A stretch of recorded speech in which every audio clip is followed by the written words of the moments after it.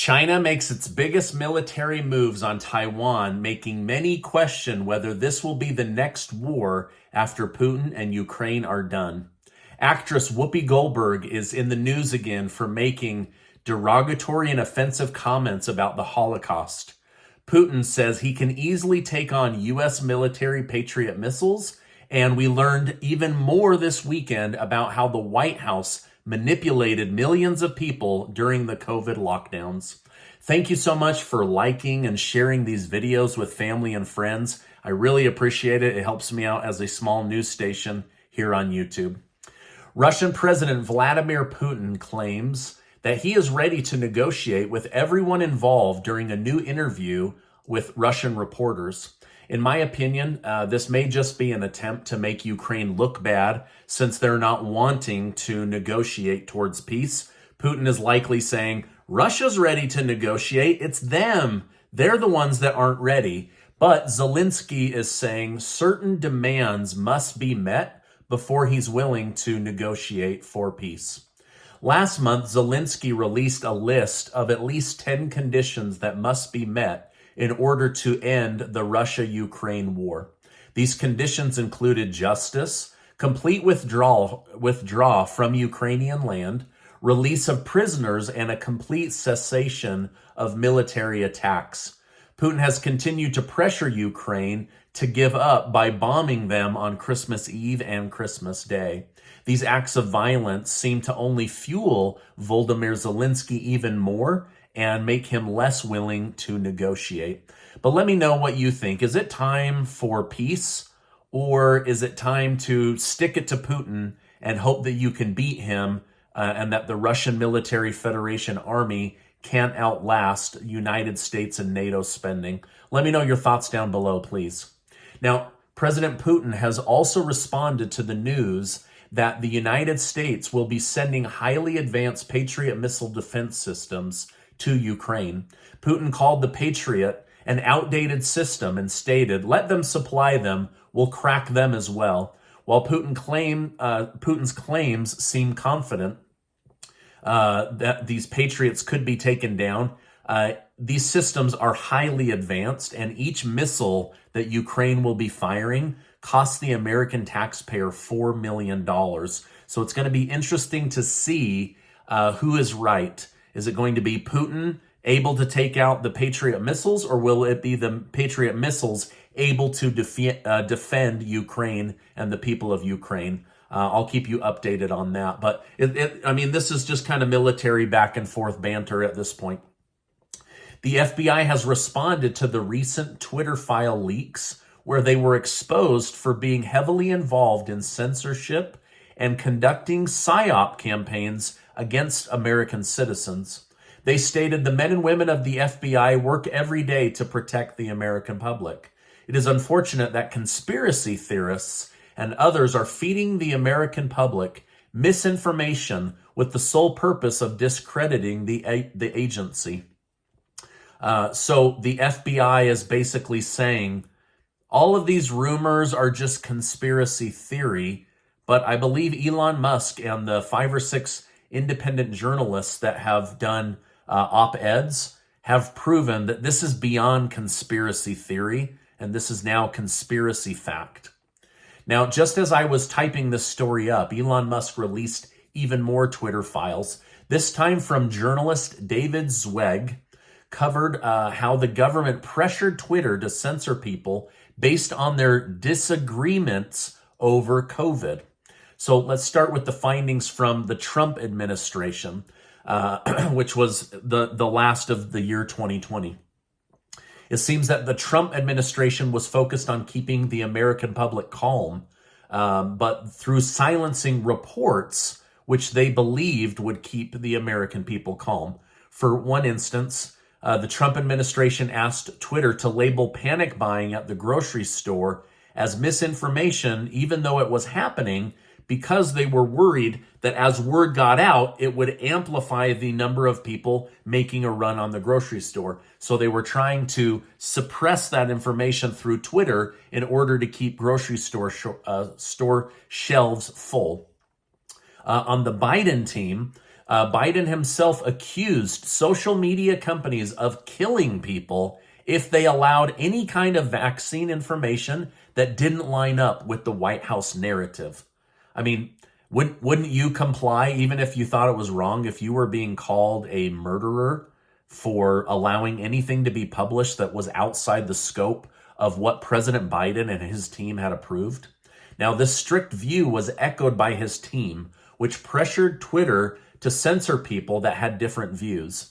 Reports show that Biden's team expressed anger that Twitter wasn't deplatforming even more people. So basically, I guess they had called for even more people to be deplatformed from the White House, but Twitter was able to be strong and push back and say, we don't fully agree with the demands that you're making. Here's another instance. Harvard's own Dr. Martin Kulldorff tweeted that the idea that everyone must be vaccinated is scientifically flawed. He claimed that children and those with prior natural immunity did not need the vaccine, despite the opinion coming from an expert, a Harvard-trained doctor. This tweet was labeled as misleading and went against the White House dogma and narrative. And there were many more instances like this of doctors, like Dr. Malone, the inventor of the mRNA vaccine. He was kicked off Twitter. And there were other doctors, highly published doctors, that had differing opinions that had their careers ruined.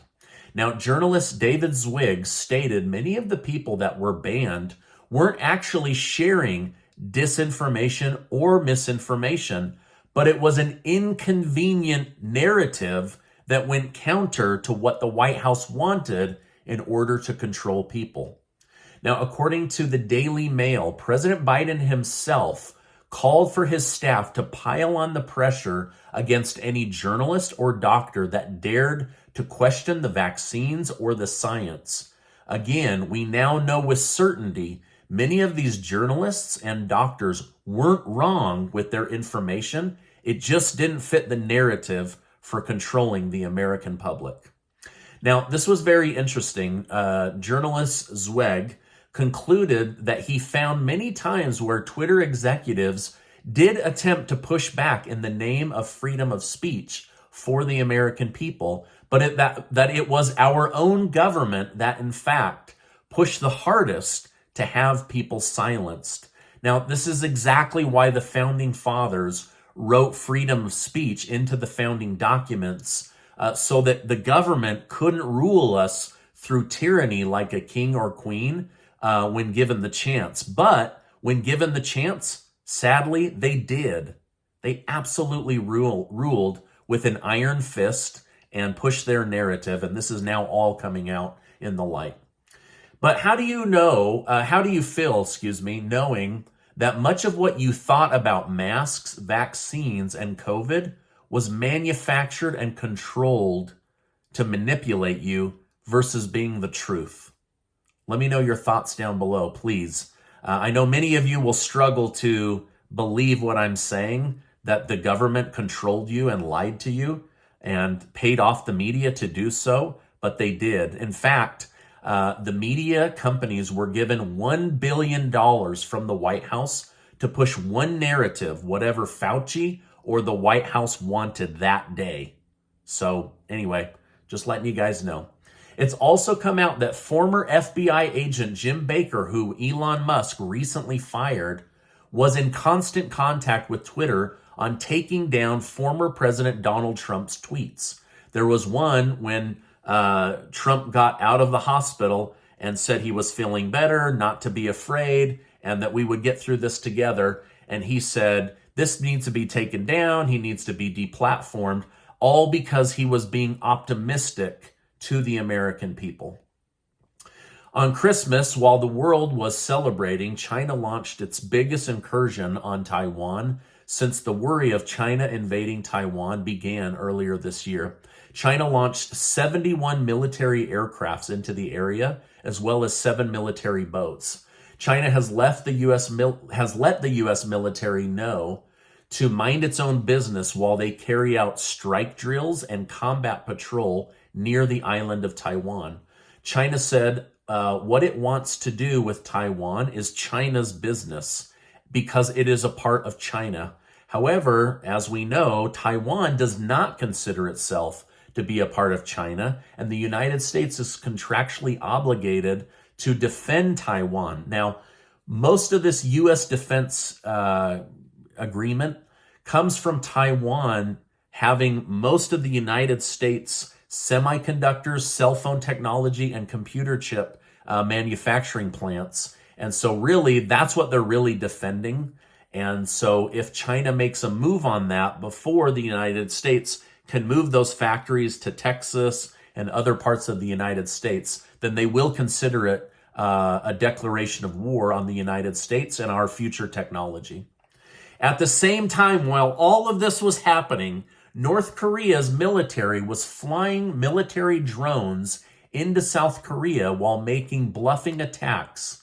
South Korea did not appreciate this, so they retaliated by shooting down the military drones. North Korea has now threatened to attack South Korea if they ever attack their equipment again.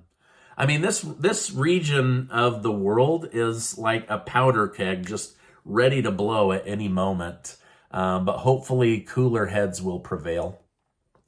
Earlier this year, actress and View host Whoopi Goldberg put her foot in her mouth by saying the Holocaust wasn't a big deal because it wasn't racially motivated. She then had to apologize or lose her job on The View.